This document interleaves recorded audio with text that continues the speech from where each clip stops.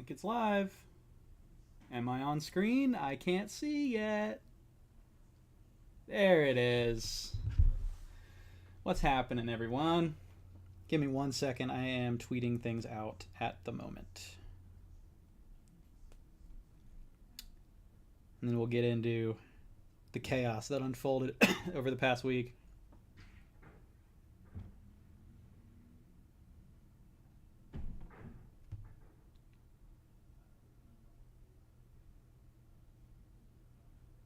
But how y'all doing? It's been, I think haven't done this in 2 weeks now, but before that it was like months. So what was I gonna do? Oh yeah.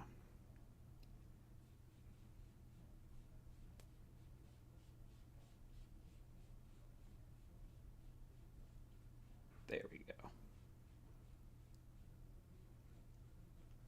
What's up, Kyle and Owl? Good to hear. Good to hear. When is this broadcast gonna freaking start? Doesn't this game start at 7:05?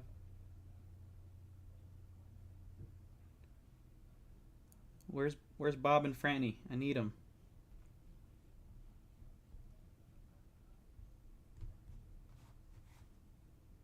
Can't wait for Luke Voigt. I'm gonna get into Luke Voigt because I think he can at least provide some entertainment for this team during the second half. But he's also got some value in other ways I'll get into in a minute. But if I don't tweet out that I'm doing this, then who will ever know? You know?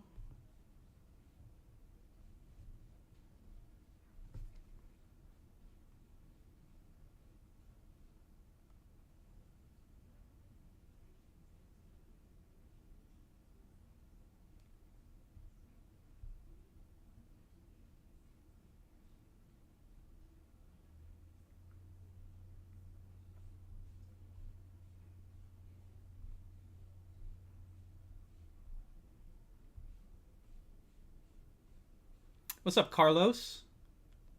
1 second. I'm slow here. Why is this broadcast not going yet? I'm confused. It should be. There it goes. There it is. Okay.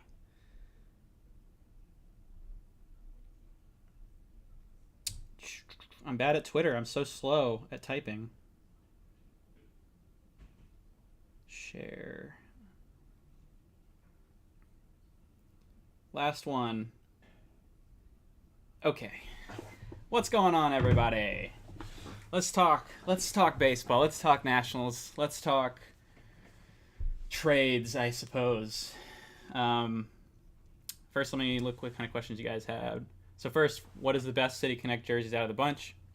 That's a great question. Honestly, I really like the Nationals Cherry Blossoms, but I'm not going to put them in first. I think for me right now, it's probably the Southside Chicago unis. I really, really like those. I love the all black with the all black pants with the white pinstripes. It's really cool. San Diego's I like as well. I'm thinking about getting a Soto San Diego. Marlins are great too. I like the Marlins too. Okay, so let me make sure everything's set up. There's Luke Voigt. Buttons down with the chest moss out.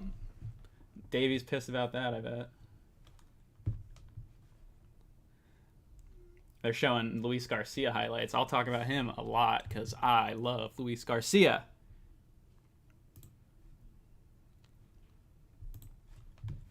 He is swinging a hot bat. 2 for 5 yesterday. 2 for 4 with a homer and a double against DeGrom. He didn't hit the homer off DeGrom, but he got the double off DeGrom. Okay, so I got the setup on the right of your screen is a little bit different. I'm keeping more stats on screen as well as the game cast. And then I will adjust the stat cast once the game actually starts. Topps Chrome Luis Garcia rookie. Damn. I don't know much about card collecting, but that sounds like it's probably a good get. And if he becomes a superstar, then you got some money to be made.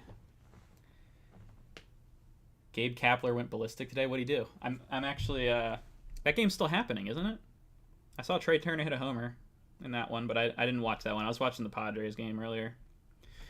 Anyways, I'm gonna start just rambling about this trade. So obviously Juan Soto and Josh Bell were moved to the Padres, and I keep forgetting where my camera's at.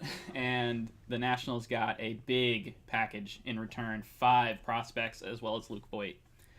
But who won this trade? Everybody. You always have to have a winner and a loser. The Nationals lost this trade. However, they still got a really good return. So let me explain what I mean. It's the simple fact that it's Juan Soto, and you traded Juan Soto. You lose if you trade Juan Soto because he's Juan Soto. But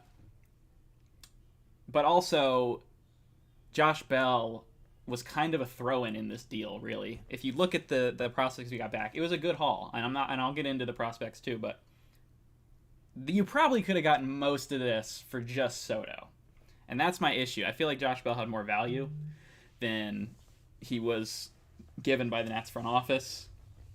Now, my conspiracy brain says that they literally were so focused on Juan Soto trade that they didn't trade anybody else, because they also didn't trade anybody else. And we'll get into that too. But anyways, the prospect package we got back. C.J. Abrams, he's a shortstop prospect. We got James Woods, one of those. He is an outfielder, I believe. Actually, I didn't even pull up the prospect list before I started doing this. I was a little rushed here, a little ill prepared. Sorry. We'll get it straight. Where's the Fangraphs article? Fangraphs Nationals farm article I want to look at.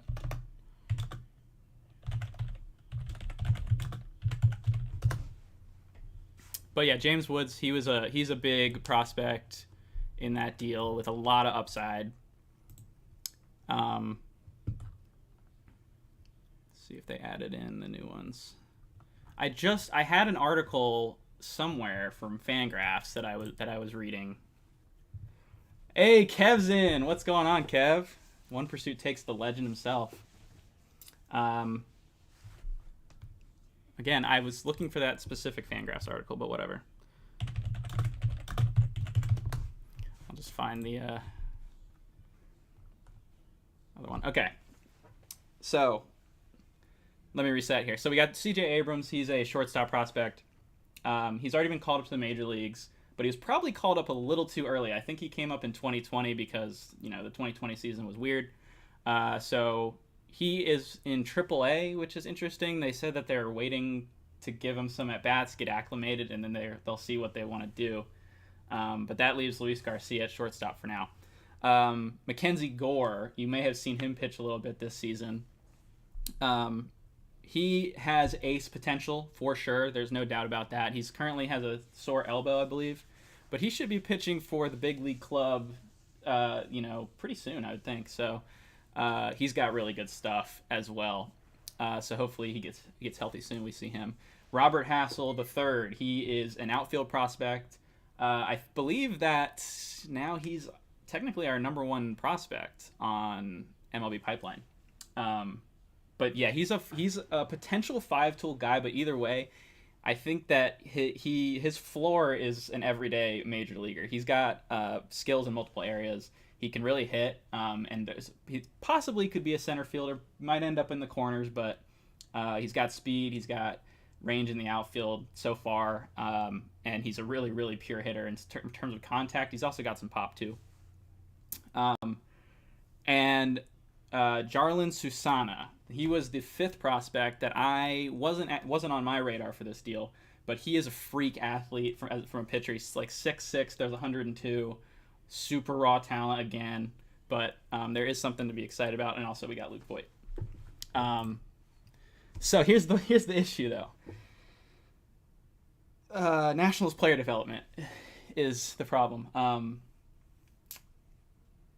A lot of these players are works in progress, and the Nationals haven't been very good with those type of guys in recent history. So we're just gonna have to wait and see. Hopefully some of those guys can reach their potential. But we'll just have to wait and find out. Anyways, the game started. Victor Robles working an AB here. Oh! Get in the gap. Brandon Marsh chases it down. New Phillies edition. Vic is in safely with a double to lead it off. Let's go. How about that? Love the sign of it. Okay, I probably missed a ton of chats. Sorry. Juan's about to hit. Am I about to miss it? I do want to watch every Juan Soto at bat. Josh Bell's having a good day so far. Let me talk about Josh Bell real quick. I am so... Oh, Juan's already done. And he hit a double? Did I miss it? Did he hit a double? Anyways, let me talk about Josh Bell. Josh Bell's getting kind of lost in this trade because, yeah, I guess I can understand that. But I am so happy for Josh because he's probably never played for a home crowd like this during a playoff run. I mean, last year there was some decent crowds during the beginning of the season for the Nats when they were winning a little bit, but nothing like last night. It was standing room only in the first inning. It was unbelievable. And I'm just so happy for him. He gets to play for a contender. And he's excelling. He's 2 for 2 today with a walk. He's hitting right now, so I'll keep an eye on that. But gotta watch my boy Luis Garcia. This is the new face of the Nationals, baby. Maybe Ruiz, maybe Gray, but I'm going with Garcia right now. I think he's got so much potential if we don't mess it up. But I want him to be at second base. He's a second baseman. He's not a shortstop, so I need C.J. Abrams to come up, take shortstop over, ditch Cesar Hernandez in a dumpster somewhere, and put Luis Garcia at second base. Josh Bell hits a ground ball. That's okay, though. He's 2 for 3 with a walk. He's been on base 3 times today. So I guess Soto hit a double or a single and stole or something. Let me see what happened. He hit a double. How long do you think till Abrams comes up? He's already not here, and he should be, so... I mean, I get, he was called up too early, but now he's already been in the bigs. Might as well give him some time. If he sucks, then he's got plenty of options. But whatever. From what they said, they were going to reevaluate him after a week. I don't know why you wouldn't call him up soon. Luke Voigt is hitting for the first time as an Nat. I have a home run bet on Luke Voigt tonight. I actually put it on him yesterday, and then he wasn't in the lineup. So let's see. This guy can hit the ball extremely hard. 97th percentile in barrel percentage. But he strikes out a lot. He also walks a good amount.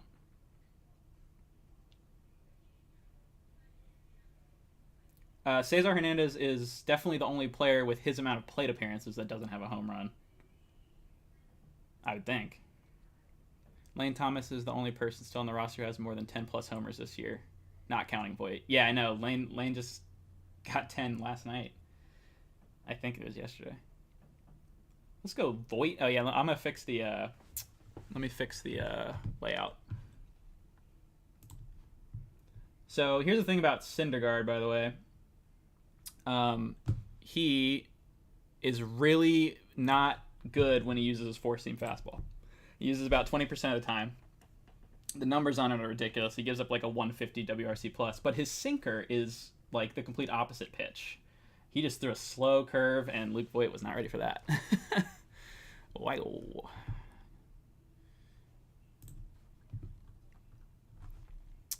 Fix this. No, I don't want I don't want the preview. I want the live. There we go.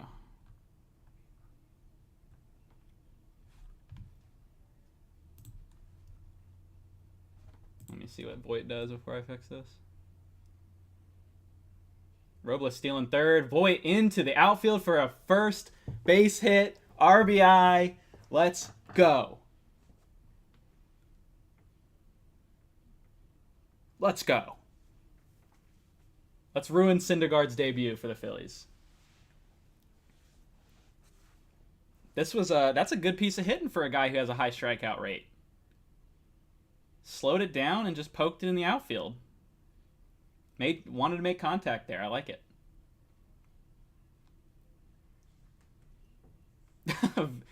Vic was stealing third and actually did a good job. He picked up Gary D right there, so he knew that he could go home. So 1-0 Nationals. How about that? How about that? What's up with that? Yadiel's up. I like Yadiel, but I gotta fix this thing.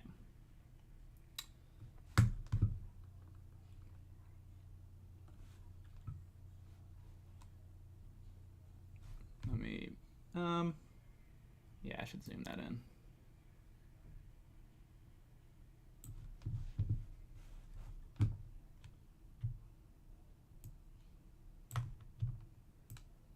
What I'm gonna do is what I did last time.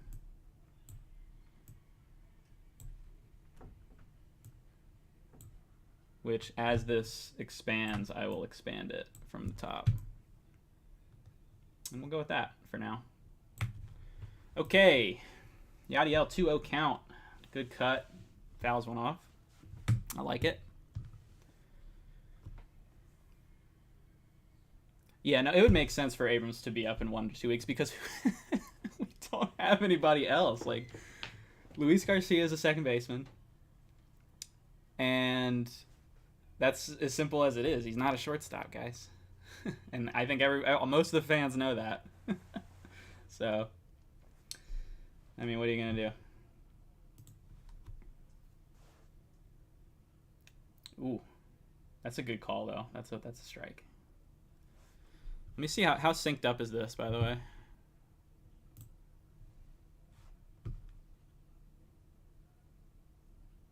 Pretty synced. Okay, cool. I like it.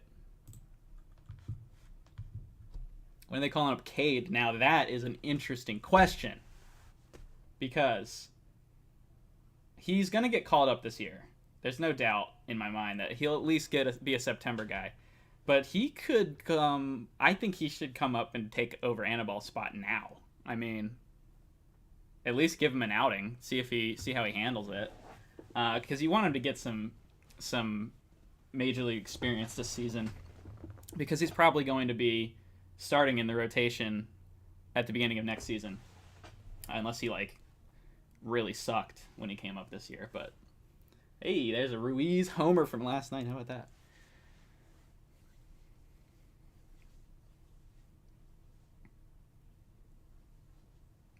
All right, Ruiz hitting 5th tonight. Good cut on the outside. I kind of missed what happened with Garcia. What'd he do?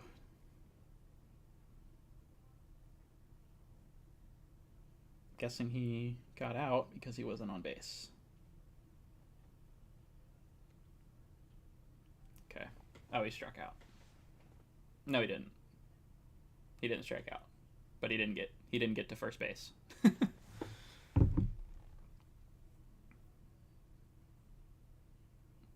I'd be okay with that too.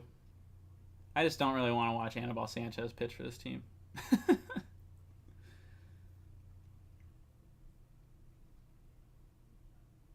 I really wish Tatro wasn't hurt because this would be a perfect time to let him just pitch as many innings as he wants. Just give him some experience because he's going to be, regardless of if that guy's good, he's going to be up and down with the team for the next couple of years. It's going to happen. But he was pretty good when he pitched. He not a huge strikeout guy, but he did all right.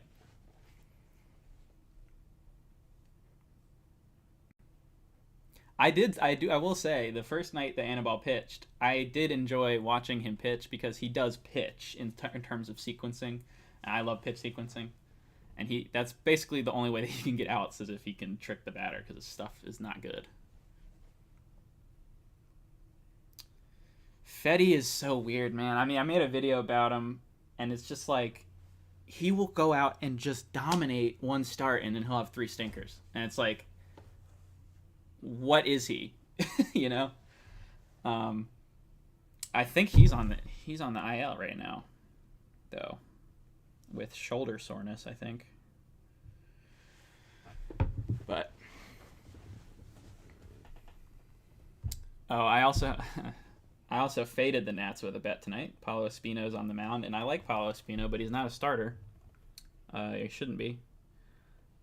So I put on a parlay. I got Rhys Hoskins and Derek Hall, 2 total bases. See if that hits. Good start for the Nats, though. How about that? Turn up my fan. It's hot in here. Oh, also, we had a good start actually, but I don't know how long I'm going to stream tonight. If the Nats start getting embarrassed at any point, I'll probably end it. But if they stick with it, they're winning right now, so.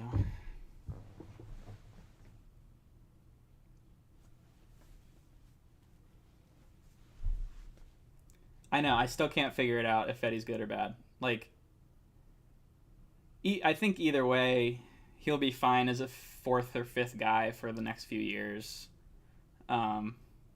Probably ends up as a trade piece if he does accrue any value. I was going to say about Luke Voigt. So Voigt is 31, but he has, 2.5 more seasons of control. He's a free agent in 2025. So if he gets any value, he is instantly a valuable trade piece because, like I said, he can hit the ball really, really hard. And if he can do it consistently, he's going to have value. That will obviously not be this season because the deadline's over, but maybe for the offseason or, basically whenever he gets any value. Because he's not a part of the rebuild, really, besides as a trade piece. Or he'll just play the rest of his contract out here, the rest of his ARB years, and that'll be that. But we'll see. Kyle Schwarber is up to bat, and it is 1-1 count. I do remember the last time Espino was at the bank. This guy's scary. Kyle Schwarber's stat line is so funny to me. Nice pitch. Now, Espino's does have that good curveball. Can't even deny it. That thing is wicked.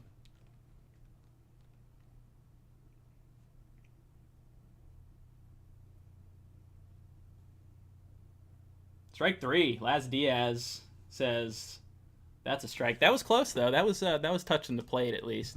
But Laz Diaz is not a good umpire. So yeah, I don't think Luke Voigt is either. But I mean, you never know. If he does start doing well, maybe you could get him on a cheap extension. But I feel like he might be more valuable as a trade piece with where this franchise currently is. I mean, we've gutted it. Well, thank you, Allison. If that's you, I'm assuming that's you. Juan Soto home run. So I actually made it, but I am looking to improve it and give more borders around the other things. But the problem is, that's gone. Well, Rhys Hoskins has cashed the first leg of my parlay in his first at bat. Oh, you can spoil these games. If the Nats were good, I would be a little salty at you spoiling, but we suck, so it's whatever. We do need new owners, and that's a whole other thing I haven't even gotten into is the ownership change that is inevitably coming probably this offseason. Was a huge sticking point during the Soto saga, basically.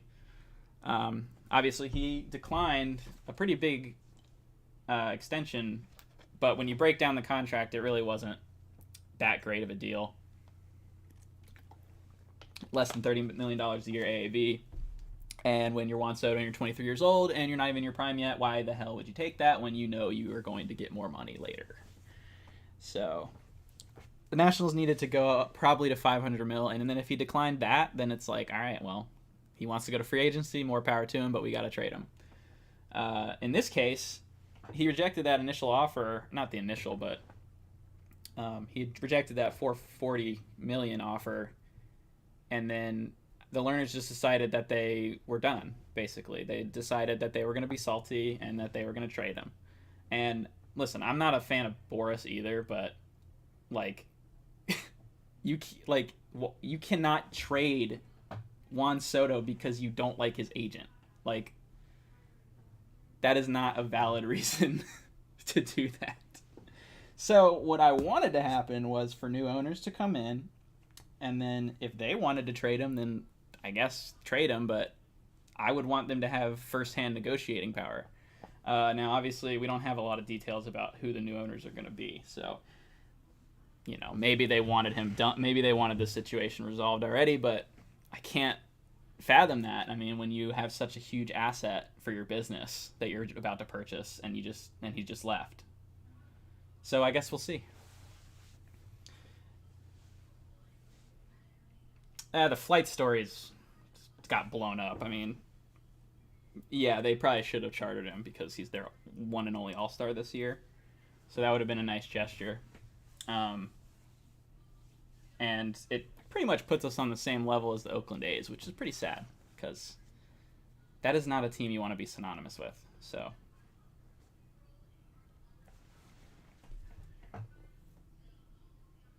Alec Boehm, out of play.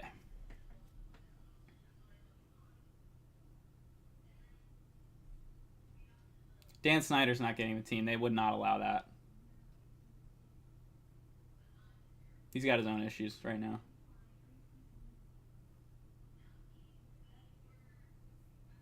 The other owners would blacklist him. They don't want that kind of drama. Boehm deep, but not quite out. Actually, it didn't even really get that far.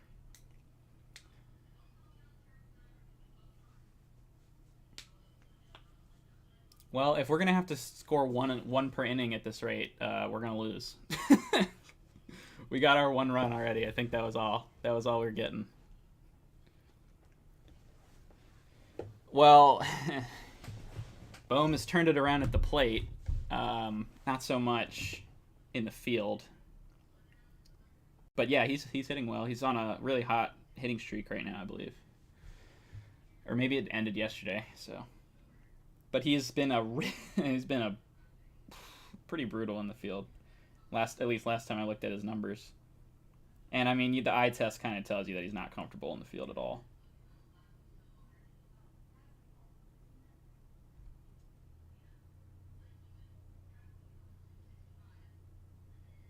Unless he turned it around. Kinda. -3 defensive WAR. He was at minus like 10 early in the year, so he's definitely gotten better over there. 1.2 WAR, yeah, pretty good. Hitting wise, he is definitely a stronger point for sure, but he's kind of like he's a similar hitter to how Garcia is, where he's a pure contact guy. He swings a lot, doesn't walk, and that can work, and it is working now for him. But it was not in the beginning of the season. That's why all the fans were hating on him so much. But yeah, he's definitely turned it around, and if he can hit over 300 with some pop, then it's not going to be as big of a deal if he doesn't walk that much.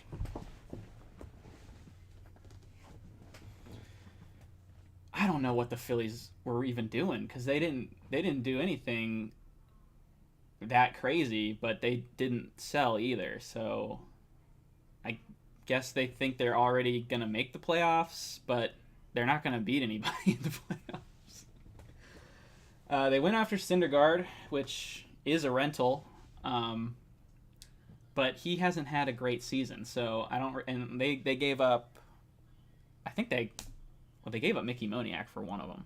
They got Brandon Marsh, and I think they traded Mickey Moniak for him. So Brandon Marsh, that's an interesting pickup. He can really field. He'll be a center fielder for them. He can run, and he has pop and some contact skills as well. But he strikes out like 35% of the time. So we'll have to see what happens. Maybe they can fix him up. He's only 24. So that's why it was kind of weird because they traded a young guy for a young guy, but they needed a center fielder at the time to compete for this season. Now, also, Bryce Harper probably will come back this year, so maybe they're thinking that is their de facto trade deadline, as in, we got the best trade pickup because our guy came back. You know what I'm saying? But that's a big lift, obviously, for them. So they're probably going to make the playoffs. If not, they're going to miss it by one team. They're going to be like the 6 or 7, probably. Yeah, no problem. No problem, Kyle. I wanted to do that because, I mean, yeah. I'll probably end up doing a totally separate tribute for Juan at some point. But I wanted to get that up because the one I did for Ryan Zimmerman a while back, that took me like a month of working most days. So I didn't want to wait that long to get anything out about it, but eventually that'll probably happen.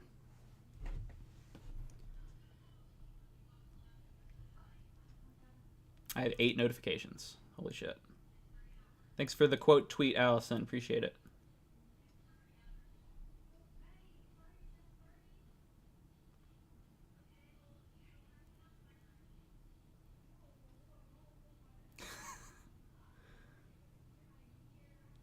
Can you really call watching this team a party more like a funeral? Yeah, that's pretty accurate.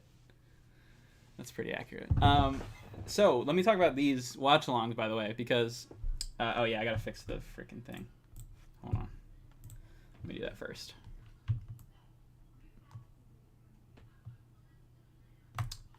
That's not updated properly. Okay, now it is.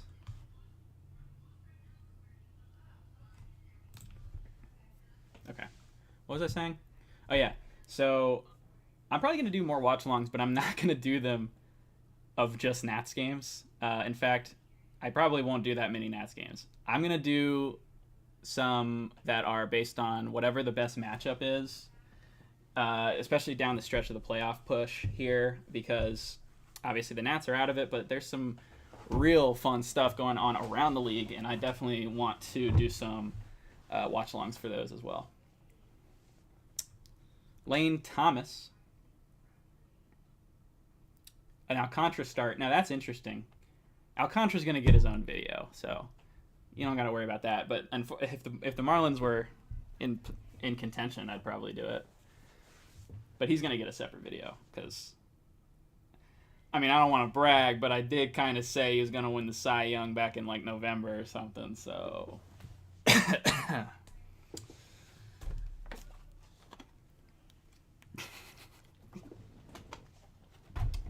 yes, I'm a genius, clearly. Oh, Lane, deep. Stay fair. Oh, man. He almost took him yard. Just foul. Got out ahead of that slider. That's what he hit yesterday out, which is good for Lane against a righty because that's normally what he struggles to hit. So hopefully he'll have a decent second half and give me some hope because I was actually kind of optimistic about Lane Thomas before the season, and it was mostly because of his on-base skills. And he has completely lost his walk rate. It's like night and day from the end of last year to this year. Wait, he called that a strike? No. Laz. That's what I'm talking about, Laz Diaz right there. That's so bad. Oh, no. I mean, it's like swinging anything close on 2 strikes. That wasn't even close, though. So what do you do? Jeez, that's terrible. That's terrible. Josh Palacios, first pitch swinging, grounder to the second baseman. He had a couple hits yesterday. Josh Palacios at AAA has been pretty good. What happened to Andrew Stevenson asks, it's stealth. He's at AAA still. Excuse me. Pork tacos I ate earlier, just trying to come back up. Sorry. Andrew Stevenson's at AAA, and he's actually been pretty good there. I don't know. I don't know. I don't know what Stevenson's gonna do. Like, he's probably playing well enough to be up right now, but like, I don't think he's a long-term solution. I don't think.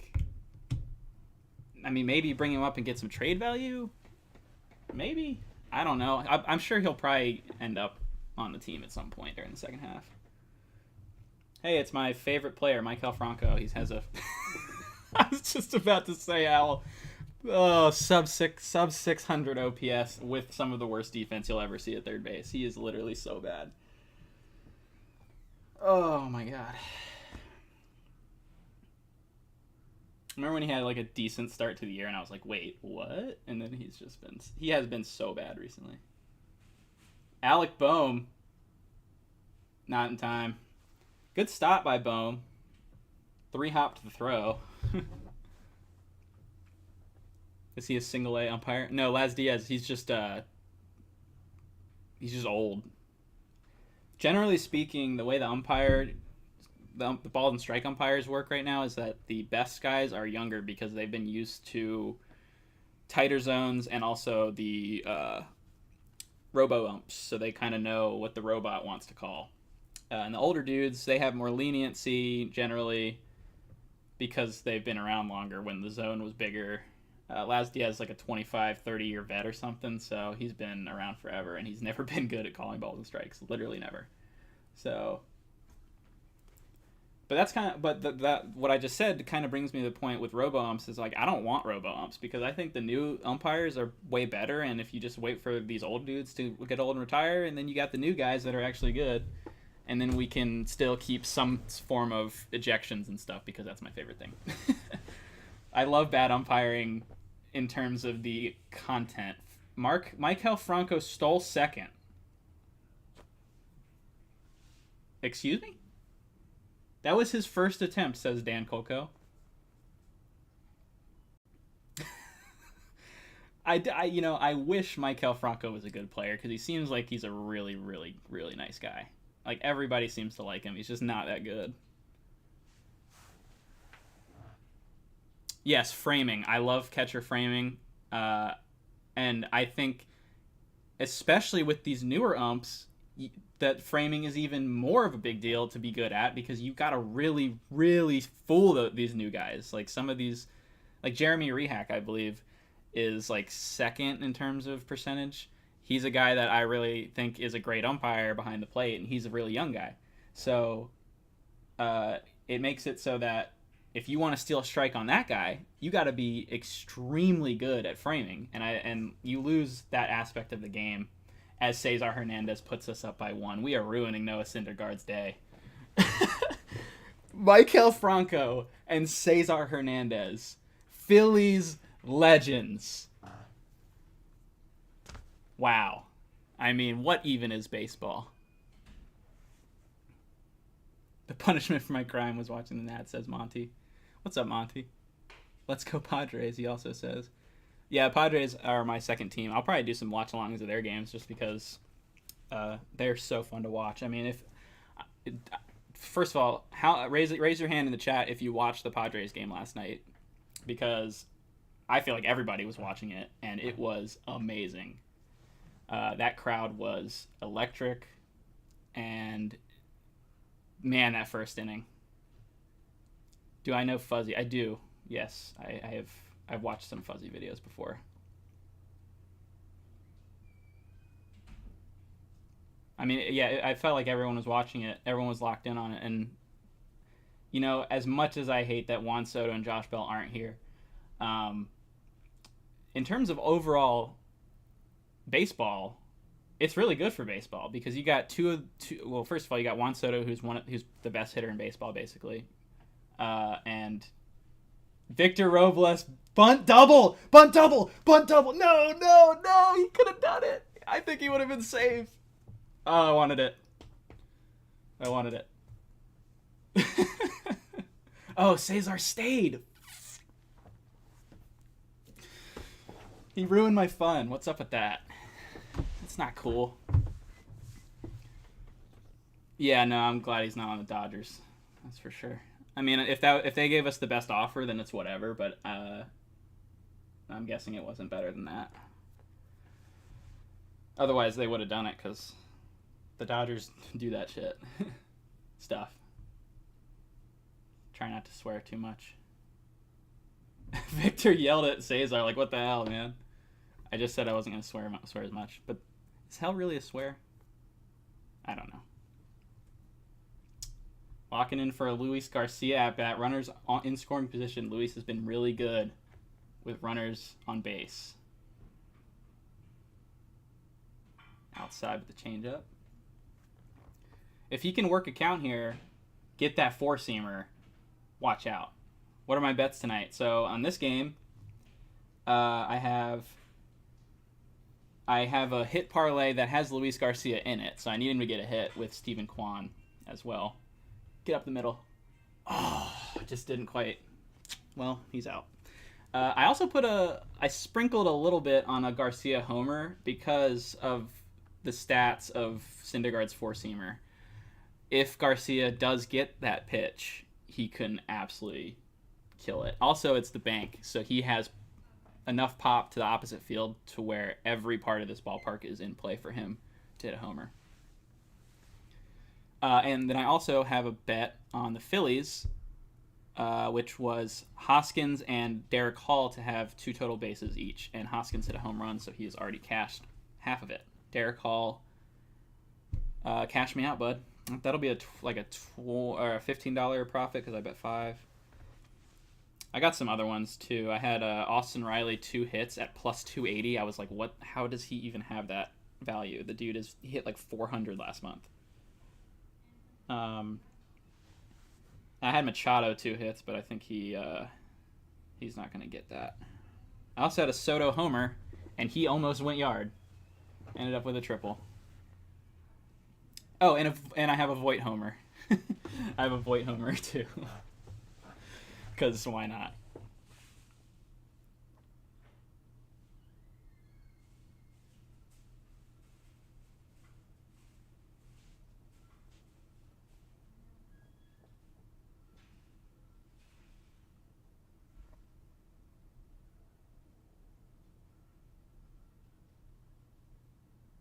Well, the Braves don't have a hit yet, so that means Austin Riley doesn't have a hit yet.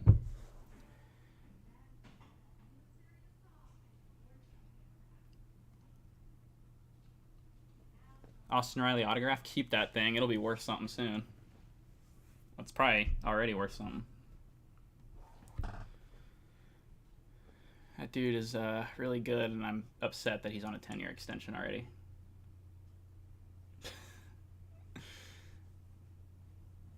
He slashed like 400, 500, 800 last month. It was crazy.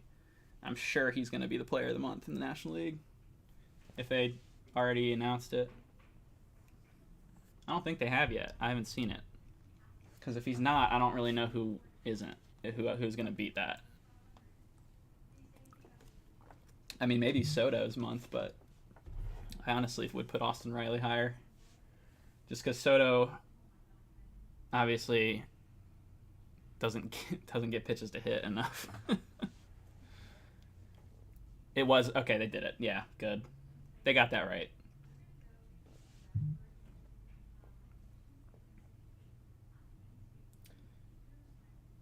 Nick Castellanos, one of the, I think actually the most or the least valuable player according to F-WAR by how many plate appearances he's had.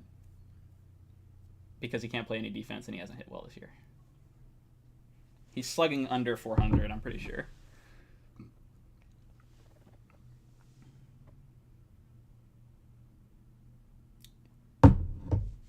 Guys, we've got a Tungsten Armo Doyle moment again. I have been informed that the Angels, after hitting 7 home runs, have lost tonight. Ohtani having 2 of those home runs. It just doesn't end with that guy.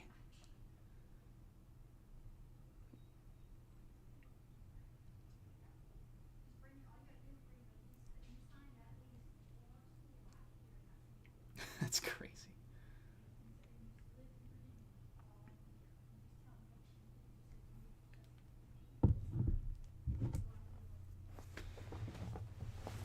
Yeah, I think he's isn't he a free agent after this year? So he probably won't be there anymore.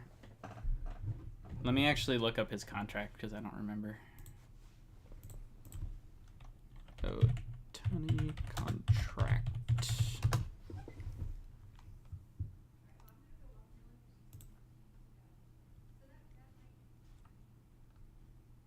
Okay, now they have he has ARB3 left. So he's got the end of this year and one more. Unrestricted free agent at age 29 as a two-way stud. Oh my God. You want to talk about Soto breaking the record? It's going to be Ohtani if he keeps playing the way he's been playing. I mean, you're basically at that point paying for two stud players on your team, and I mean,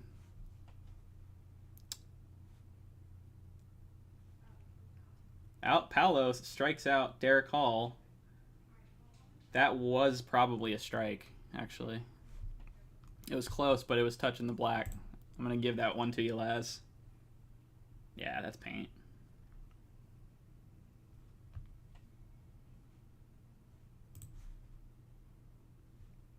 Did I just hear Gene Segura? Is he back? What's up, David? You need 4 strikeouts from Thor.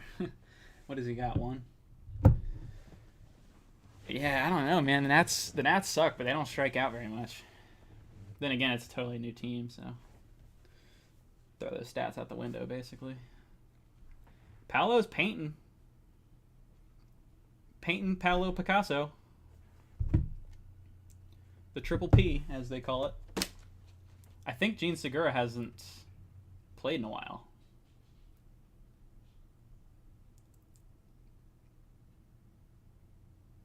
Luke Voigt is not it's not Josh Bell out there on defense.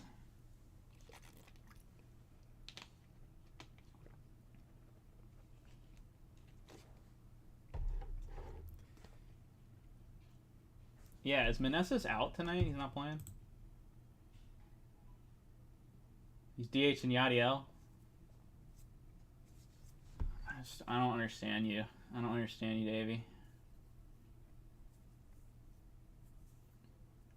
I mean, in all seriousness here, Lane Thomas is the odd man out and shouldn't be in this lineup, but if you're going by pure lineup construction, you got to play Yadiel in left and DH Meneses or Voigt. That's true, James.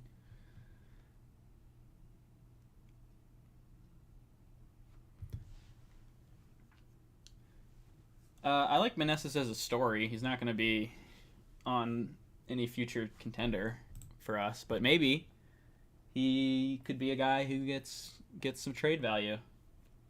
Again, that's pretty much what we're looking for with anybody that comes up at the end of the season is where can we flip them?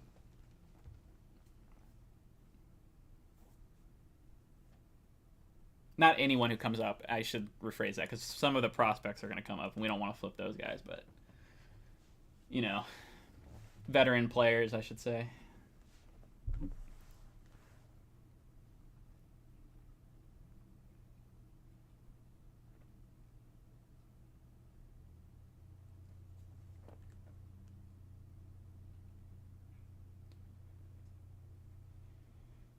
All right, Nationals hold the lead through 2. How about that?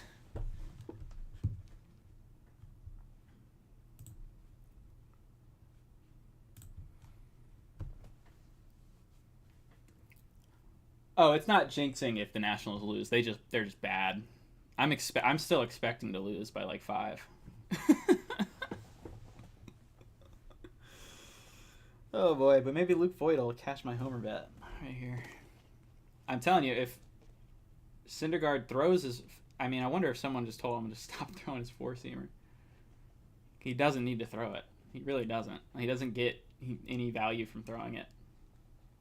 But if he's going to throw a 4-seamer, that's the pitch to crush. Let me watch how he sequences. I haven't really been paying attention to him if he's been throwing a lot of 4-seamers or not.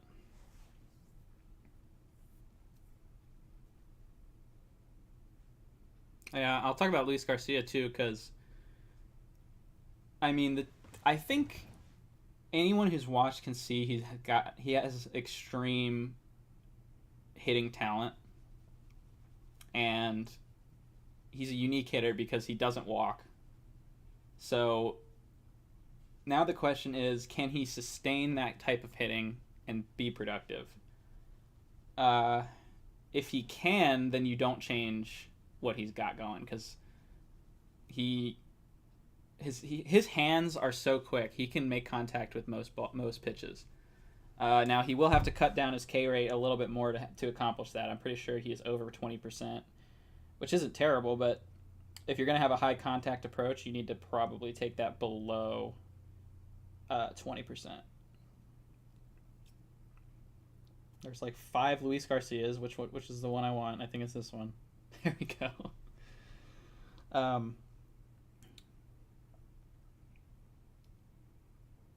What's his K rate? 21%. So he needs to bring that below 20 at least. And if he's gonna also hit for some pop, which he's definitely got, he's got pop. He hasn't hit that many homers this year, but he can definitely do it, and he can do it to the opposite field. So then it just kind of depends, like, if he can be a high contact guy with also good enough power numbers because he doesn't walk. If he can't, then you got to try and get him to walk more. If he can, then you don't mess with him. Don't mess with his approach.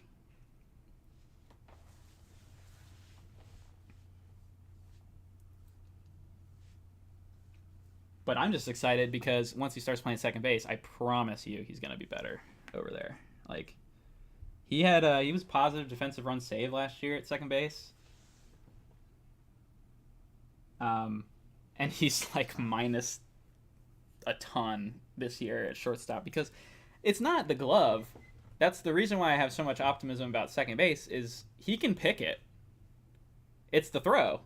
He can't do the throw, and there's a mental thing, definitely. I mean, he doesn't have a strong arm, so that doesn't help, but definitely has some mental block from over there. Luke Voigt strikes out on a slow curve.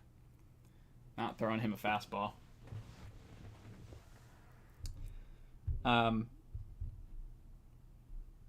Luis is also a minus 3.2 on the bases. Which is probably because he's been caught stealing like 4 times out of 5. And like 3 of those failed hit and runs. So, whatever. All right, Allison, thanks for tuning in for a bit. Appreciate that. Hopefully you can come in for the next one, too. How did we score the other run? We scored the other run. How did we score the other run? What happened? Oh, it was weird. Franco got an infield single, and then he stole second base and scored on a Cesar Hernandez hit. Somehow that happened.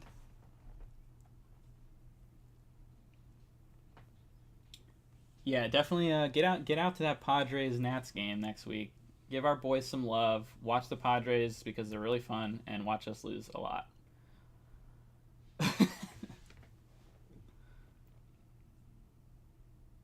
They almost picked off Yadiel right there. Okay, I'm going to pay attention to Syndergaard's sequencing and see what he's throwing because I haven't seen many fastballs. 4-seamers. He's throwing the sinker, which he should.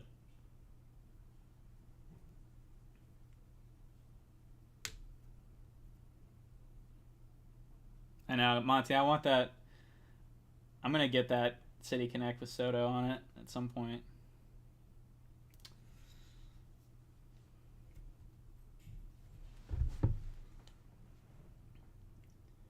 They're actually going to lose to the Rockies. Oh, Soto's hitting right now. I'm going to put it on as I watch Ruiz. Oh, he got out. I missed both of his last 2 at-bats, barely. Get an Eric Vetty Connect.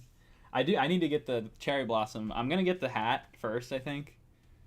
And then I got to figure out which player I want. Because they'll probably be traded in like 6 years. Let's go, K-Bear.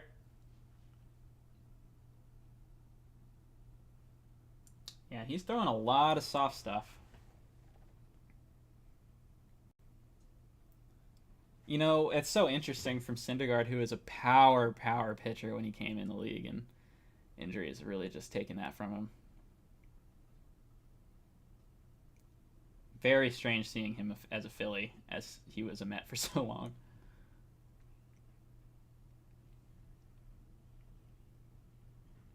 Looks like he's making an effort to hold runners on. See, you can be slow to the plate if you're also a good pitcher, but Syndergaard's been pretty mid this year.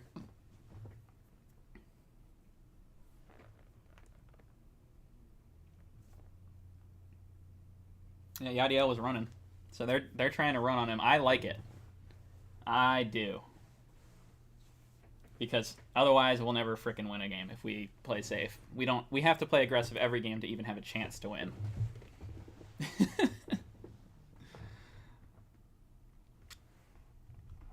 Again, this is not updating right. Why are you not updating right? It's annoying me.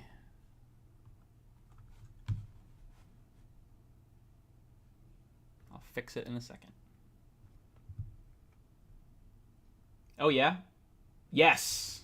That was a rocket. I'm glad it beat the shift because he hit it hard. Nice. Let's go.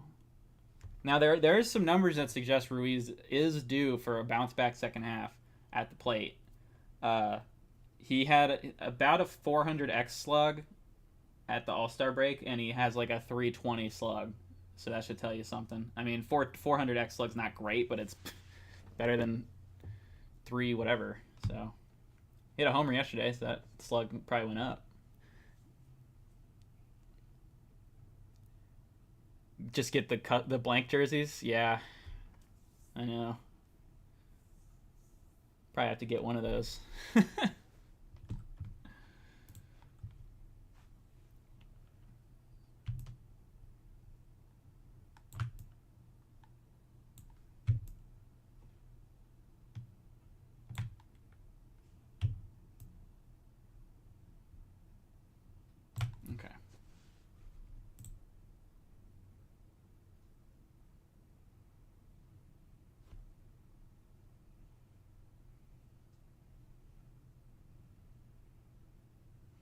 Sinker in.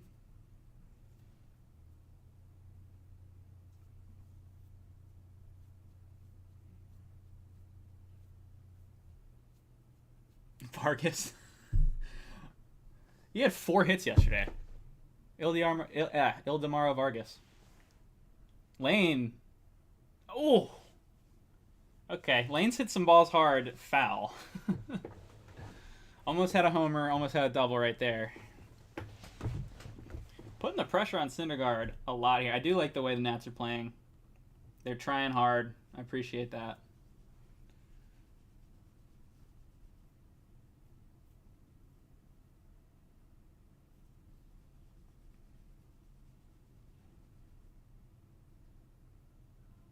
Oops, I definitely messed this up, didn't I?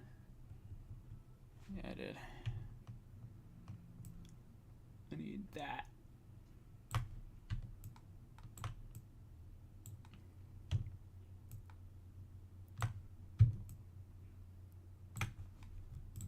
Okay, I missed the play, but it was apparently weird.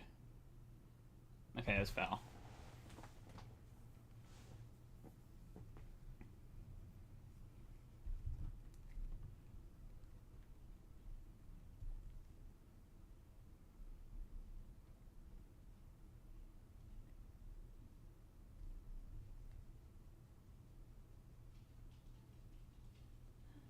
Luke Voigt is the best 34 in Nats history.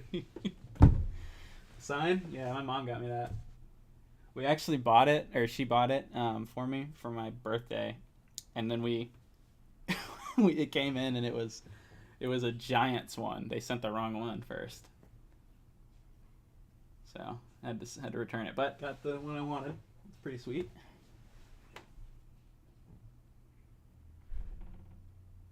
Lane battling.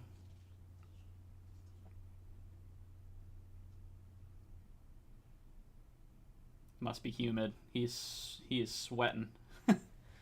Gotta be humid there.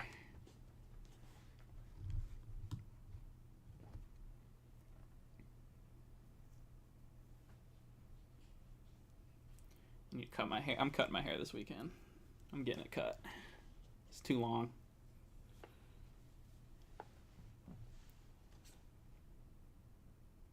Outside. That was close enough to where Laz would maybe call it a strike, though. Just saying.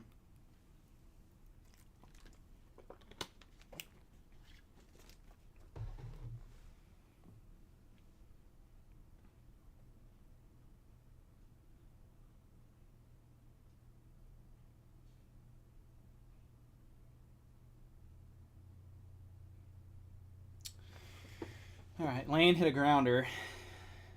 So it's first and third with the 7-hole hitter, which is Palacios. All right, Joshua Palacios. So I didn't even talk about this guy, but Joshua Palacios is a dude that we got from the Blue Jays earlier in the year, and he's had a really good year at AAA. He's OPSing over 800 there, and has solid range in the outfield. And he's only 26. So there's some hope that he can maybe find something and become a guy here.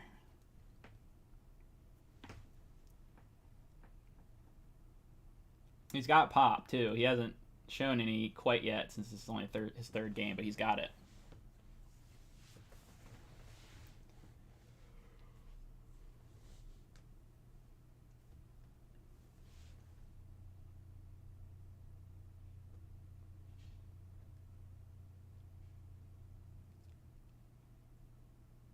This is a pickoff.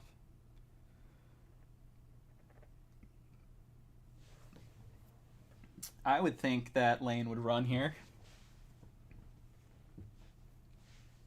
It's the perfect time to steal because it's on Syndergaard, and he probably won't throw down.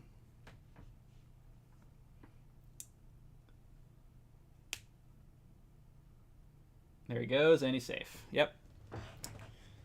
Now there's a base open. Laz called that a ball, and I think it was.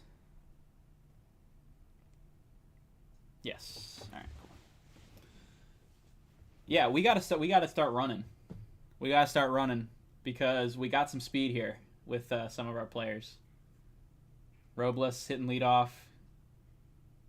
Lane's got sneaky speed. He's actually really fast. Palacios has a little bit. Luis Garcia has some. So let's tap into it. Bloop in there. Nah, Marsh has got it. All right. Still 2-1 at the middle part of the third inning.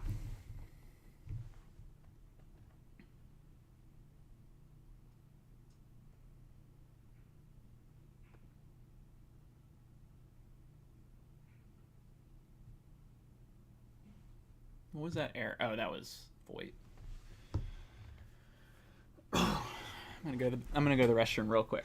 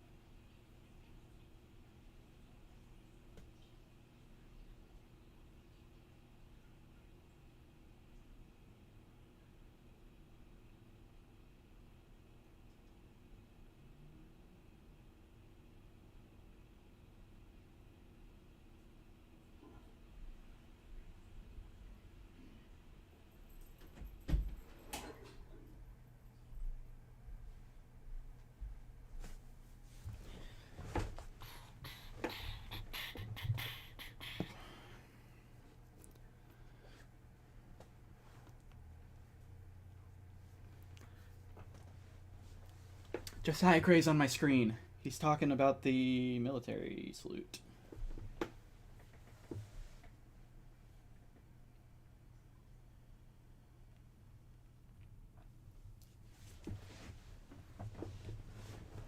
Please, Nats player development. Josiah Gray's another guy who just, man, he's got so much potential. His breaking pitches this year have been unbelievably nasty. The slider especially has really found that pitch. So they got to fix his fastball or change his pitch mix with those pitches. Now, in my personal opinion, I'm saying sinker cutter. Let's buy into it. He's got a lot of horizontal movement on his four-seamer. Let's just buy into it and go full-on sinker there. Cutter to tunnel off of that and get soft contact. He already throws a slider. Already throws a hard slider, so he could definitely he could amp that up for like a 91, 92 mile per hour cutter maybe. Even at 89, that would still be worth it.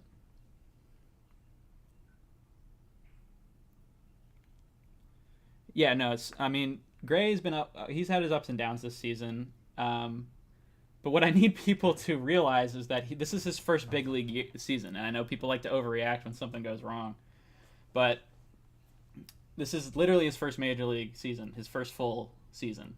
He's 24. So there's plenty of time for him to improve, and I think that he absolutely will. But yeah, I do think a change to the pitch mix is something that I would like to see with a sinker cutter added.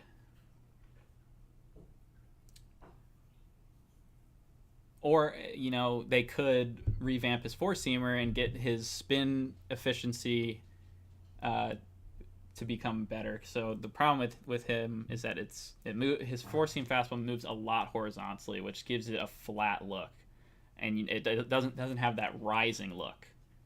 And you can have that kind of fastball, but not if you miss your location a lot. And that's the problem with Gray, is that his mechanics are a little bit, for his fastball, aren't perfect. So he can't dot that fastball. And if you can't dot a fastball when it doesn't have that vertical, the vertical movement, or the less drop, I should say, doesn't actually rise, then it gets hit hard. And that's kind of the issue. So I think they should basically just buy into that and say, listen, man, just let that thing move, because it moves a lot. If they turn it into a sinker and make it move even more, it's going to be hard to hit. So, and the way his slider is, he can already kind of throw it like a cutter sometimes. So I think that'll probably be an easier pitch for him to master if they do go that way.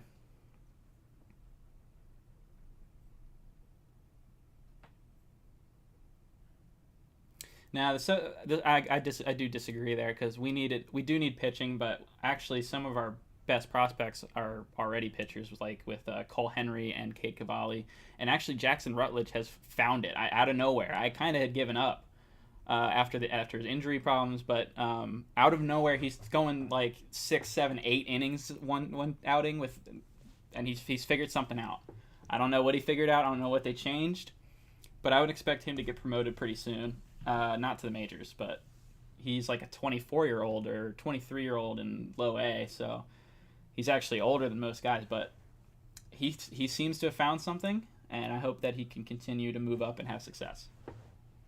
But we did get Mackenzie Gore, so that's big. That's big for our pitching, our starting rotation. Him and Gray as the 1 and 2 guys. That's a pretty good look for me, honestly. It's the depth that's the issue. We don't have much. So we kind of have to hope that all these guys hit, or we're not going to have a great starting rotation.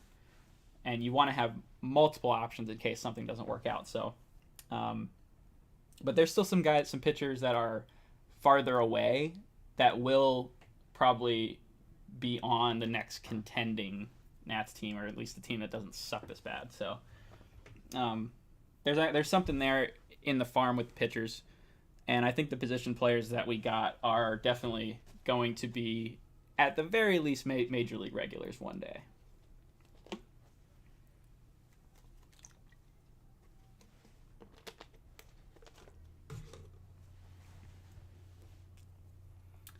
Schwarber, 2-2.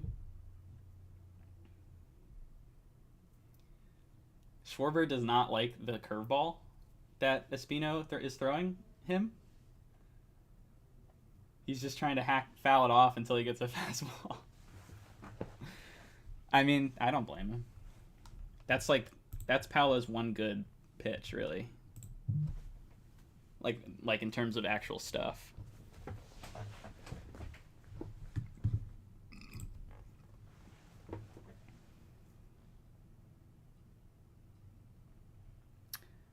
His ETA is 2023. Is that Rutledge?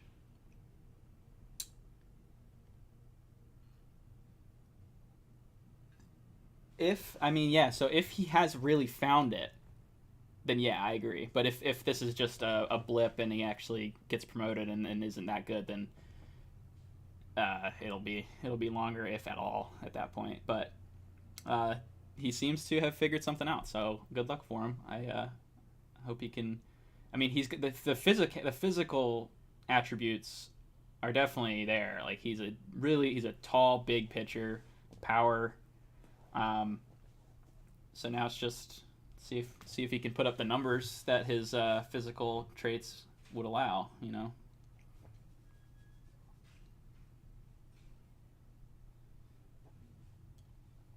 The one that's, I mean, I like Cole Henry a lot. Obviously, I like Cavalli too, but I don't think Henry will be up this season. But for next season, I do think he will be up at some point, if not at the beginning of the year, because he knows how to pitch. He's not just pure stuff. He's got great stuff too, but he knows how to sequence, and that's a big thing, especially for a young guy. His issue has been injuries, of course. Seems to always hurt these guys, but he's been limited this season in innings, but the innings that he's thrown have been extremely impressive. So I'm hopeful for him too. As well as Evan Lee. I know Evan Lee came up this season, and now he's on the 60-day, which really sucks, but I had hopes for him as a potential. He's probably projects more as a reliever, but I actually really like him as a two-pitch reliever because he's got a great curveball. It's absolutely nasty, and he does have a high spin rate four-seamer. So Schwarber hits a single, which he never does, and Marsh was stealing, so he's at third. It's first and third, nobody out.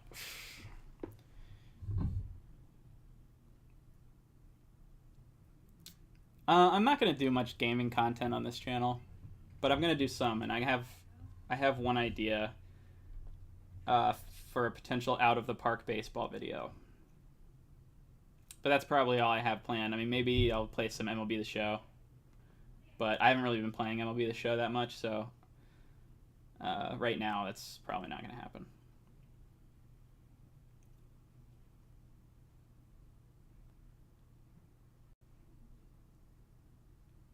But out of the park baseball, I do like, and I'm not very good at it, but I do. It's fun, so I'll probably do something with that. No, Half Street High Heat is it's a bunch of people. I just do the YouTube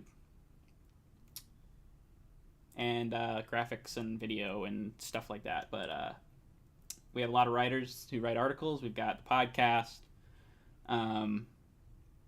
So yeah, definitely check out our Twitter down below if you want some insight. We actually released a podcast and a couple articles today. So we've been on a heater today, and I put out a video, and I'm doing this. So how about that? Trying to up the content game here.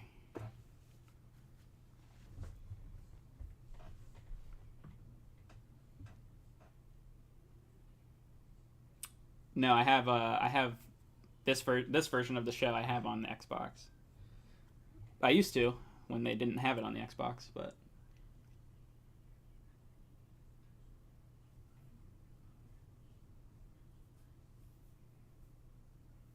yeah, this is where Espino falls apart. This happens every time because he's not a starter. So he gave 2 solid innings. That's all he's got. Now it's danger zone.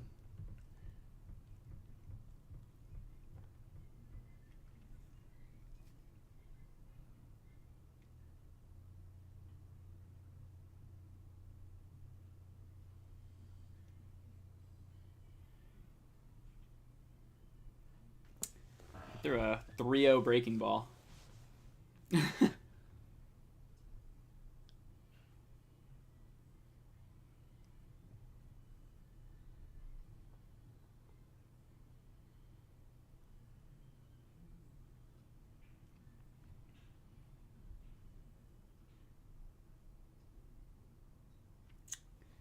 I actually like this sequence they're going with here, 3-1, but it didn't work.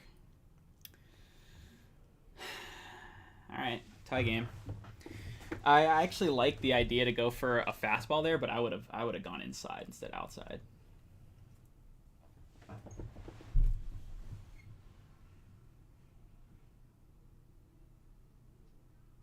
I don't play the show. If I ever play it, then sure. I mean, I played for like the first month it was out and just kind of lost interest.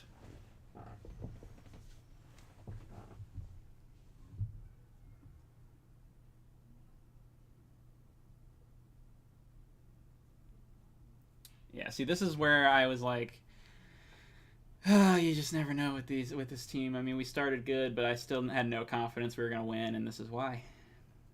Don't have the pitching. Is tomorrow Gray Day? Did I miss Gray Day by one?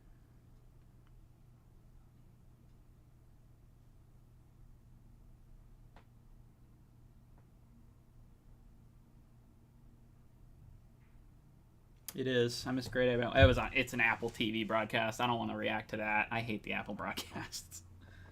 It's gonna be terrible. I'm pretty sure Josiah's never pitched at the bank before, though. I'm trying to remember all of his starts against Philly, and all I can picture is him in the home unis. His first start ever was against the Phillies, or for the Nationals was against Phillies at home, and he's pitched against the Phillies at home this year once. Has he pitched at the bank before? I don't think he's pitched at the bank before. Well, he's in for a fun time because the bank is a bandbox. Got to keep the ball down, or just K everybody. He has? Okay. I couldn't remember last year or this year if he had pitched there yet.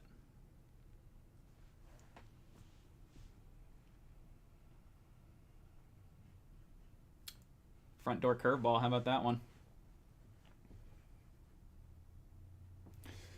Who's going to be first out of the pen tonight? Why is Mason Thompson not here, by the way? Can anyone explain that one to me? Why is he not here yet? Trade deadline's over. He should have been here anyways. But, like, now? Why is he not here? Boom. Deep. Left field. Gone. Yep. Sat on that curveball.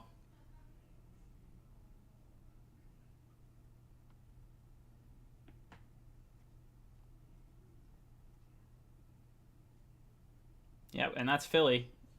Only hit that 97 miles per hour, but it's Philly, so it's out of here.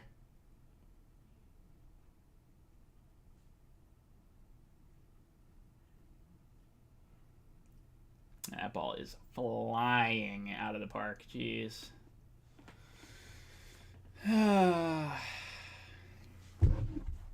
What are you going to do?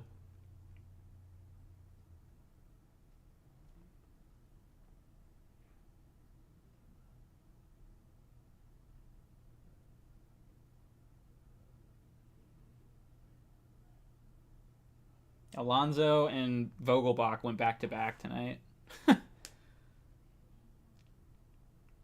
I do like Daniel Vogelbach. I think the Mets did an interesting thing, which is they basically are platooning their DH, but they were already doing that. They're just doing it with new guys. That's gone.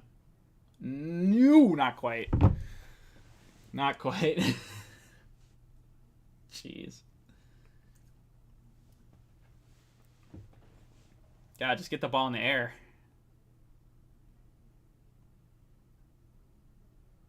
Well, I tell you what, Yankee Stadium has the short porch, which, yes, that's really easy.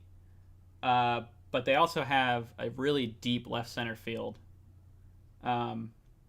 So, yeah, it's definitely one of the easier ones, I will agree. Sit at the bank is up there. It's top 3 hitter park. And also, that's gone. Dude, all of these balls are, I feel like they're homers every time. Jeez.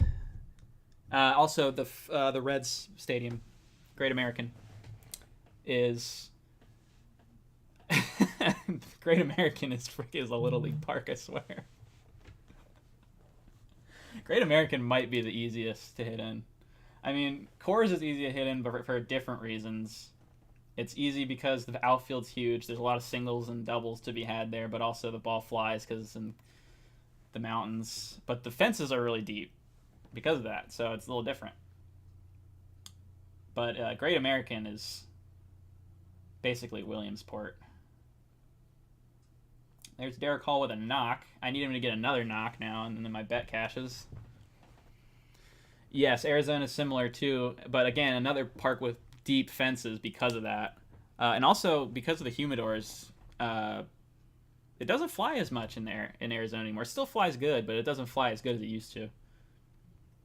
I mean, like, Arizona from the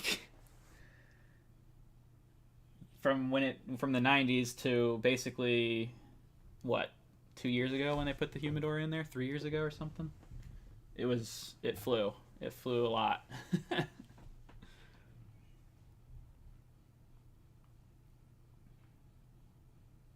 Most of the NL East parks as well are home run parks. Baltimore is not anymore. It used to be a huge home run park, and then they moved the wall back. And then Toronto is small. Yankee Stadium is small. Boston is obviously the monster, but the monster's only like 300 feet away. Center field's not that deep there, but right center field is super deep. I know that Orioles wall is something else. Oh, Houston. Houston is that fair? Foul. Jesus, Espino is getting rocked, man. Please put somebody else in. Don't make this guy wear it. He's not a starter. He's just not. You're putting him in a position to fail every time you start him. I know we don't have anybody else, but seriously. I find the wall very dumb, but that's kind of why I like it. Because it's so stupid. And I tweeted about Trey Mancini when he got traded to the Astros. I tweeted that he's going from that stupid wall to the damn Crawford boxes. He hit a homer into the Crawford boxes in his first at bat yesterday. So that'll be I bet he hits 20 home runs this half, simply because of that. Because the amount of balls he hit off the stupid wall this season. His expected homers are crazy compared to what his actual homers are. Oh, we're done with the inning. That's cool, I guess.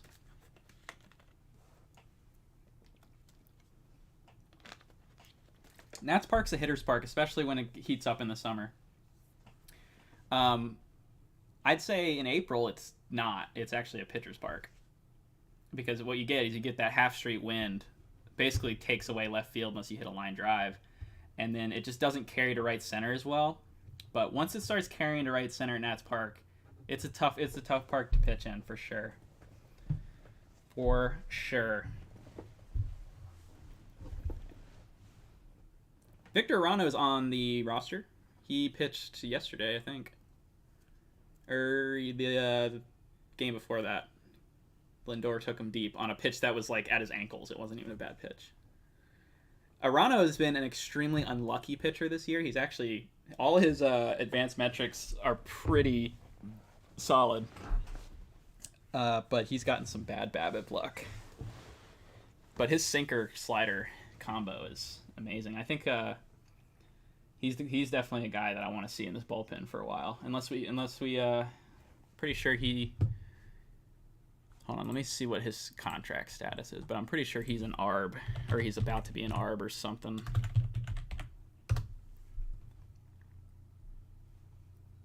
Okay, yeah, he's ARB 1. So we've got him for 2 years. So I'd say keep him and then trade him before his contract expires, or give him a little extension if he's really good and we're competing. But we'll see. But I do like his stuff a lot. Davey used him. He overused him in the beginning of the season, and basically saw that injury coming from a mile away because of that. But Hopefully, he'll stay healthy.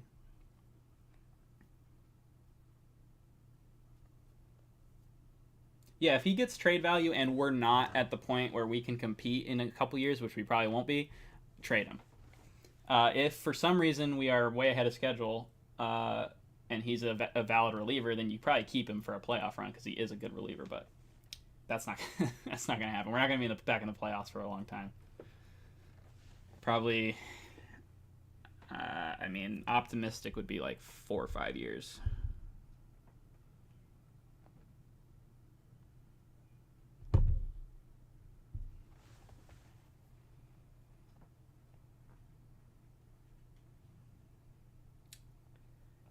I have still yet to notice a Syndergaard 4-seam fastball, even if he's thrown one. I haven't seen it. I've seen him throwing that sinker, which is what he should throw.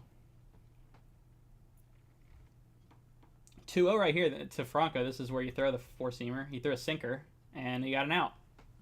That was a nice play by Bohm.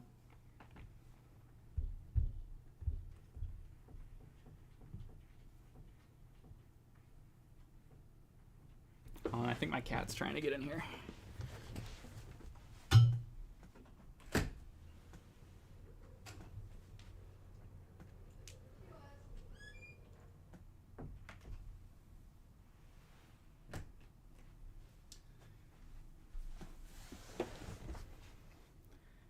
Yeah, she wanted to come in so she could eat. If she comes over here, I'll put her on video.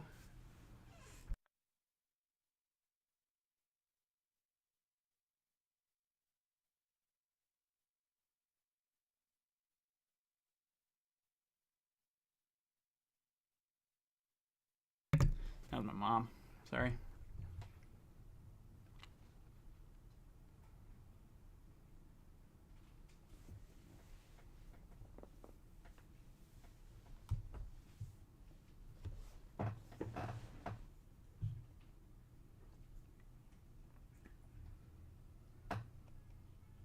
Outside.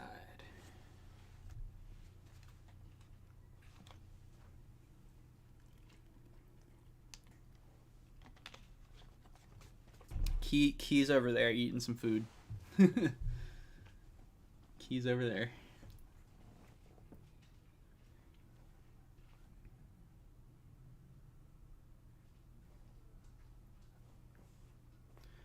Can I see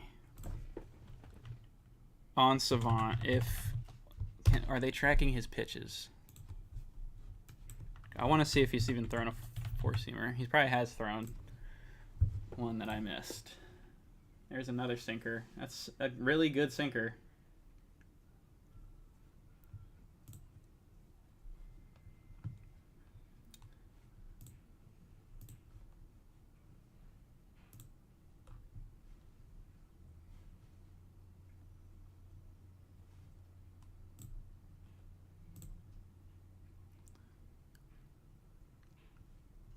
He's thrown 1, 2, 3, 4, 5.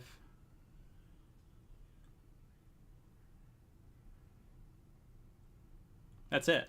He's thrown 5 total 4-seamers out of. He's thrown way more sinkers than that. He's thrown mostly sinkers. Oh. Dog's barking.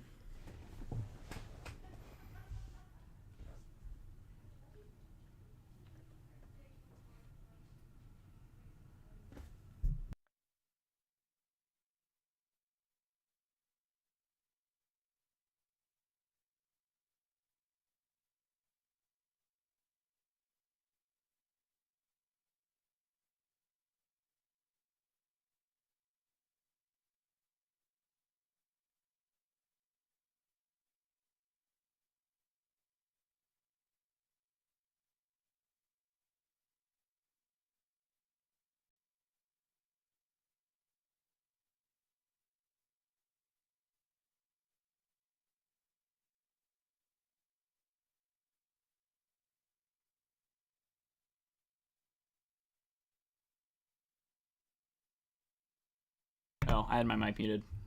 I was saying my cat doesn't really want to be picked up right now, so that was a quick. Yeah, that cute dog, right?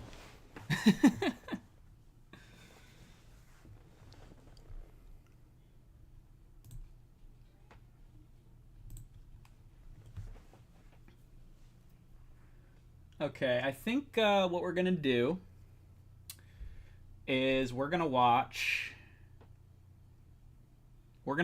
till the end of the 5th inning, and then I'm gonna end the stream for tonight because the Nationals suck, and I don't have the energy to stream this entire game really. But like I said, with some of the other playoff contending teams where I'm more into the game and I want to watch, I will be doing streams of that.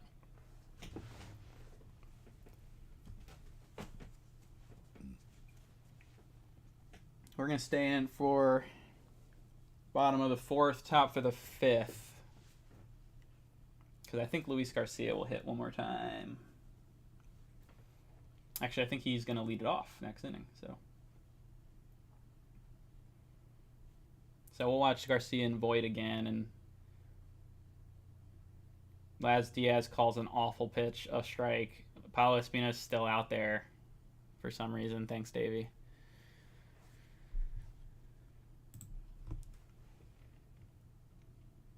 That was the same pitch, Laz. That was probably worse. That was probably better. That was a better pitch. And he called it a ball. What are you? Laz Diaz. What are you? And that's going to be a double. Oh, actually, Lane cut it off very nicely. That's a really good play from Lane.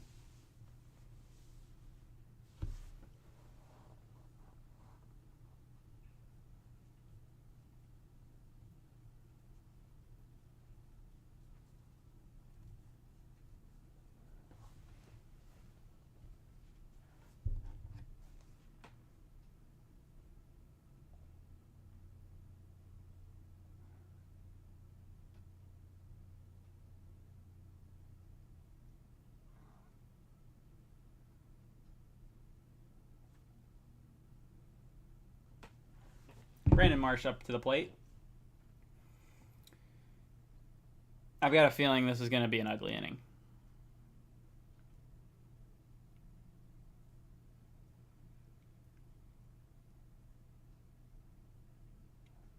Brandon Marsh is going to bunt for a hit right here, I bet.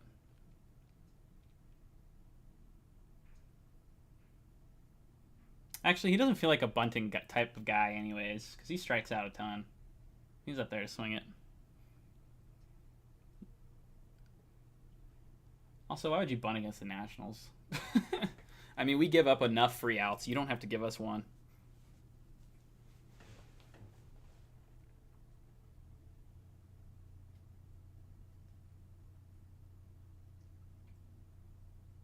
Oh, the opposite happened. It was a double play. Nice feed from Garcia. He has not struggled on the double play turn throws. Only from the shortstop position does he struggle. And that is why I'm really hopeful that when he moves over to second, he's really going to excel there. That's a quick release. When he doesn't have to think about the throw, it's always good, too. That's the thing. I'm telling you, he's just not... He has some kind of mental block at shortstop. And it's only when he has to think about it, though. Schwarber, why did you not hit that to the moon, dude? That was freaking center cut fastball. You're not going to get another one of those. You're going to get the big loopy one. There it is. Strike. Thanks, Laz.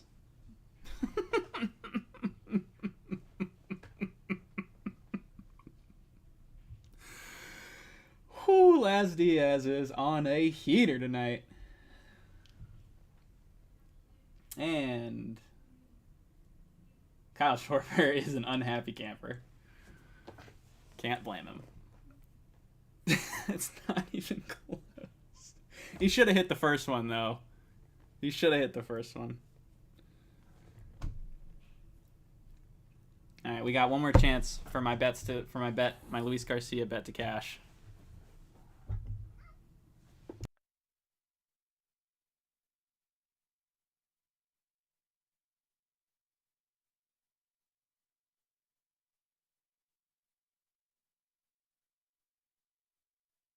And the Kitty is gone. Kitty did not want to be in here that long. Now, sometimes Kitty will come up and sit right here next to me while I watch games. But not tonight.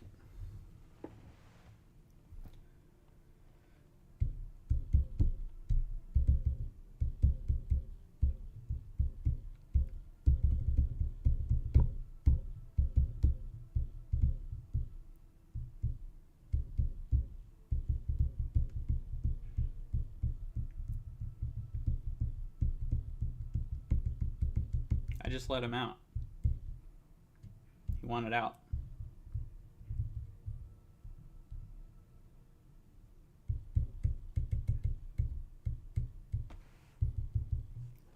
Mets up 5-0 against the Braves. Tell you what, Atlanta went on that big winning run, almost caught the Mets, and since they almost caught the Mets have done that, and the Braves are not playing as well all of a sudden, so...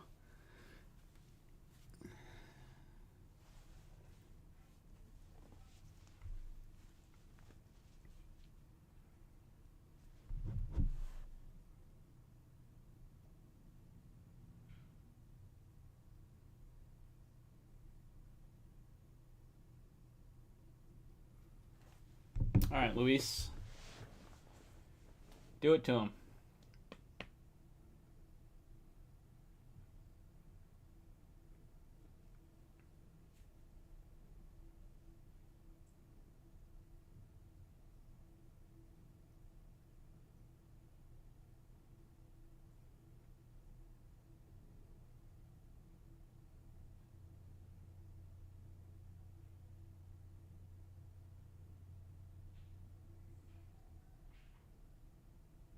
Oh, yeah.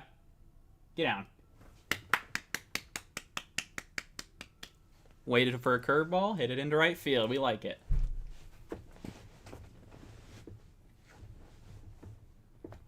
Oh, they were booing Castellanos for not coming in and catching that, even though he was never going to catch that. Okay, Luke Voigt's third Nationals at bat. He is 1 for 2 with an RBI single.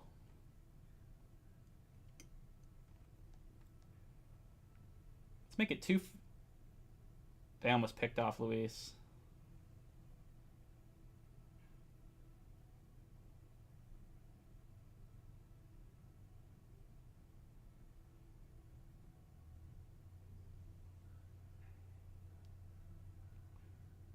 He's safe.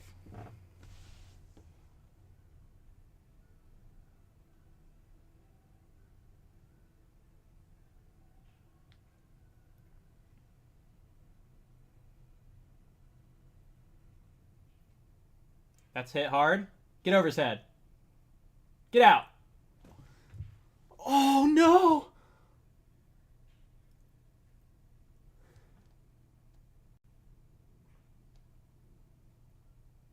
Oh, my God. That was literally 2 feet short of a homer.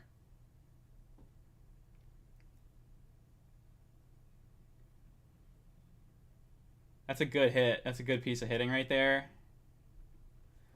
But my bet was right there. It was so close. Oh no, it hit the very top of the wall, literally. As high, like almost as high as you can go up there. Wow. He only got a single because yeah. He did the smart thing to stay at first there because the way that Castellanos actually played that really well off the wall. That was so close to a homer. Oh, okay, it's still first and third. Nobody out, though.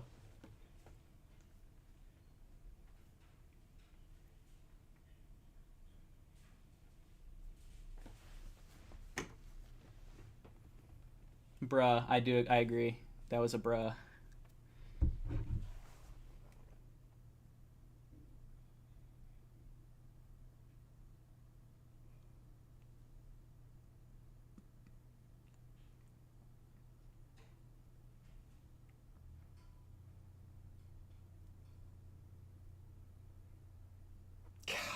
God, that was so close to my bet cashing.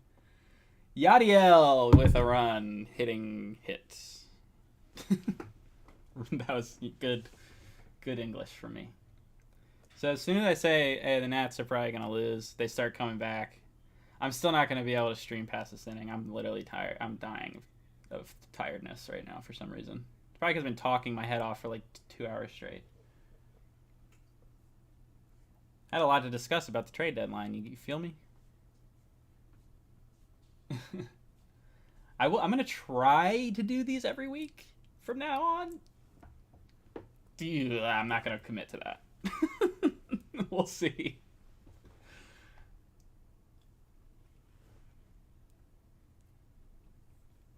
But like I said, it'll be for some other games because the Nats just aren't good. So playing decently today. We don't have any pitching though, so we're still losing.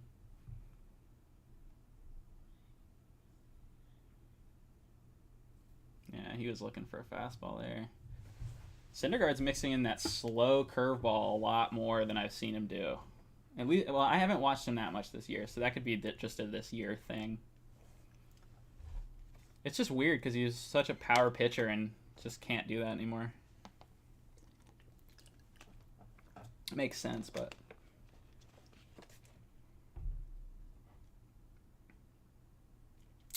popped into left. Schwarber's got that one.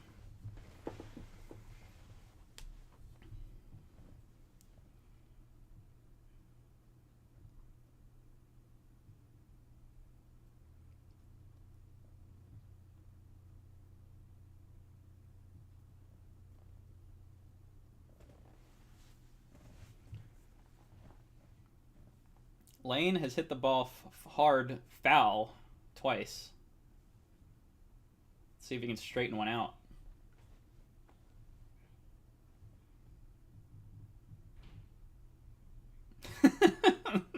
Oh, there it is.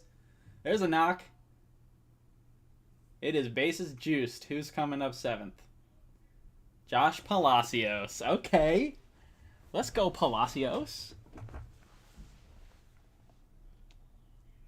Man, good thing they traded for this pitcher. Isn't that cool? Then the freaking Nationals come in and embarrass you. Like, that's a little inside out. See, I like that swing because even though he was sort of jammed, he was thinking the other way. And I think Lane needs to go oppo more often because that will open up more hitting opportunities for him, especially if he can start going the right center field gap a little bit. That's tough, but... Oh, damn, that was a good cut. Just foul. Not yesterday, but... Oh, well, yesterday, yeah. After 8 full innings of being shut out, we scored 5 in the 9th somehow. You know, this is exactly what happened last season after the deadline. The Nats offense exploded, and we didn't have any damn pitching. And it was at least entertaining to watch sometimes, so... That's down. He takes it.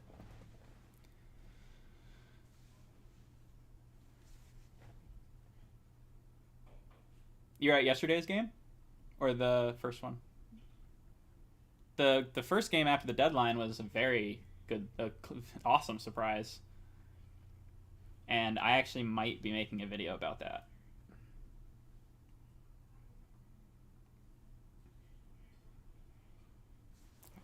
Just gotta stay back, slap that sinker the other way. You can't pull it. Yesterday's game. Did you stay the whole time? Did you see the Nationals score? Was it? I'm sure I wouldn't have stayed for that personally, so I don't blame you if you left.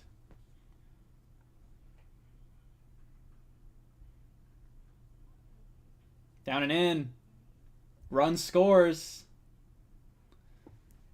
It is a 1-run ball game. Phillies fans are booing. Love to hear it.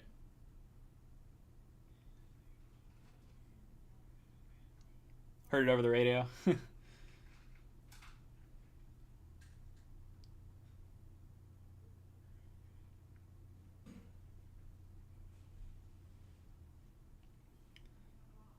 Damn, of course, as soon as I say I'm going to stop streaming, they have like a really good inning.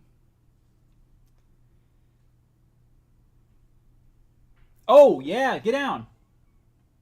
Oh, not quite. He's going. He's challenging the arm, and he's out. And he's out. Yep, the Gary D special. Getting a runner thrown out at home. Okay, but it's 4-5. All right, anyways. I'm going to call it for tonight because I'm tired. But, okay, so real quick, I'll have Josh Bell highlights coming. Did not forget about him. I just want to get Soto's done first. And then after that, I got some other videos planned. And like I said, I'll try to do these every week. And it'll be with different games, not just the Nats. So we'll see. But I really appreciate you guys coming in and watching. A ton of people were in here earlier discussing. That was really cool. So, yeah, thank you guys for watching. I'll see you guys next time. Peace.